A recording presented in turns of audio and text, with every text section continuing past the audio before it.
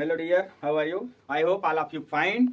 हम लोग पॉलिनोमियल पढ़ रहे थे। पिछले वीडियो में हम लोगों ने एक्सरसाइज 2.4 का क्वेश्चन नंबर 1 के दोनों खंडों तक पढ़ लिया था 10th क्लास का। आज एक्सरसाइज 2.4 का क्वेश्चन नंबर 2 आज की वीडियो में हम लोगों को पढ़ना है। आप लोग वीडियो लास्ट तक जरूर देखेंगे। और पिछले वीडियो में हमने एक क्वेश्चन पूछा था। एक क्वेश्चन ये पूछा गया था, किसी भी पॉलिनोमियल में कम से कम कितने टर्म हो सकते हैं, कितने पद हो सकते हैं। तो उसमें कुछ कमेंट में आंसर भी आया था, सही भी था।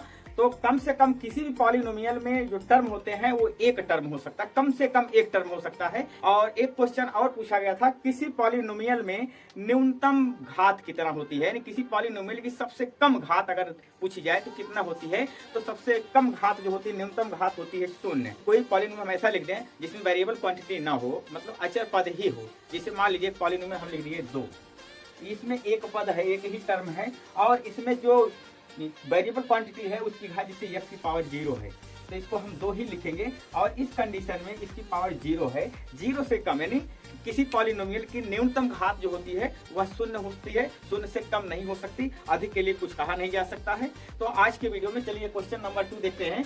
एक त्रिघात बहुपद प्राप्त कीजिए जिसके शून्यकों का योग, दो शून्यकों को एक साथ लेकर उनके गुणनफलों का योग तथा तीनों शून्यकों का गुणनफल क्रमशः 2, -7 और -14 हो। तो इस क्वेश्चन में जो है ये दो शून्यकों का योग, मतलब जो शून्यक है उनका योगफल 2 है, और दो शून्यकों को आपस में मल्टीप्लाई करेंगे और उसका योगफल जो होगा वो -7 है। और अगर तीनों शून्यकों को आपस में मल्टीप्लाई कर देंगे तो उनका जो गुणनफल आएगा वो -14 है। तो हमें पॉलिनोमियल फाइंड करना है। तो मान लीजिए कि अगर उस पॉलिनोमियल के जो शून्यक है वो अल्फा, बीटा और गामा है। त्रिघात लिखा गया, त्रिघात बहुपद का मतलब, त्रिघात बहुपद का मतलब उसमें 3 शून्यक होंगे, पहले शून्यक अल्फा, दूसरा बीटा और तीसरा गामा है। तो इस कंडीशन में ये 2 जो होगा वो alpha plus beta plus gamma बराबर होता है -b/a, और जिसकी वैल्यू यहाँ क्वेश्चन में दी गई है 2। दूसरी कंडीशन दिया गया है कि दो को गुणा करते हैं, alpha beta plus beta gamma plus gamma alpha, और इसका जो फार्मूला होता है वो होता है C/A, और इसकी वैल्यू दी गई है -7। तीसरी कंडीशन है अल्फा, बीटा और गामा तीनों का गुणनफल होता है -d/a, जिसकी वैल्यू दी गई है -14। देखिए यहाँ पर अपान ये, यानी इन तीनों में बटा a लगा हुआ है, यहाँ बटा कुछ नहीं लगा, बटा 1 और बटा 1 लगा सकते हैं। और उसके बाद अगर हम इसकी कंपैरिजन करेंगे, तुलना करेंगे इसका और इसका, तो b के स्थान पर -b के स्थान पर 2 है, तो इसका मतलब b की वैल्यू हो गई -2। a के स्थान पर सब में 1 है तो a की वैल्यू हो गई 1। c के स्थान पर -7 है तो c की वैल्यू हो गई -7, और -d की वैल्यू -14 है।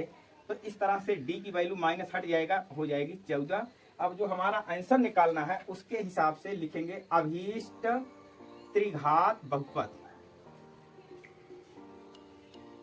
अभीष्ट त्रिघात बहुपद, इसका स्टैंडर्ड फॉर्म होता है ax³ + bx² + cx + d। और यहाँ पर a b c की वैल्यू हम पुट कर देंगे तो आएगा, एक लिखे या ना लिखे, x³ में अगर 1 से गुणा करेंगे तो x³ होगा, x³ लिख दे रहे हैं। b की वैल्यू है -2 तो -2x², और c की वैल्यू -7 है -7x, और d की वैल्यू 14 है +14। इस तरह से ये हमारा इस क्वेश्चन का आंसर हो गया। तो इस तरह से ये प्रश्न पूरा हुआ। अब इस प्रश्न के बाद हम आप लोगों से बताए थे कि पिछले साल से यूपी बोर्ड में जो है 20 नंबर का ऑब्जेक्टिव क्वेश्चन आता है, तो उससे संबंधित पॉलिनोमियल चैप्टर के कुछ क्वेश्चन हम वीडियो में ही पूछेंगे। तो चलिए आज का क्वेश्चन जो है इसी के बाद हम लिखते हैं। आज का रहा क्वेश्चन, द्विघात बहुपद का व्यापक रूप है, 4 ऑप्शन दिए गए हैं। इन 4 ऑप्शन में से कौन सा ऑप्शन सही होगा उसका आंसर आप कमेंट बॉक्स में जरूर देंगे। वीडियो को ज़्यादा से ज़्यादा लाइक करें, शेयर करें, और अगर चैनल पर नए हैं तो सब्सक्राइब जरूर करें।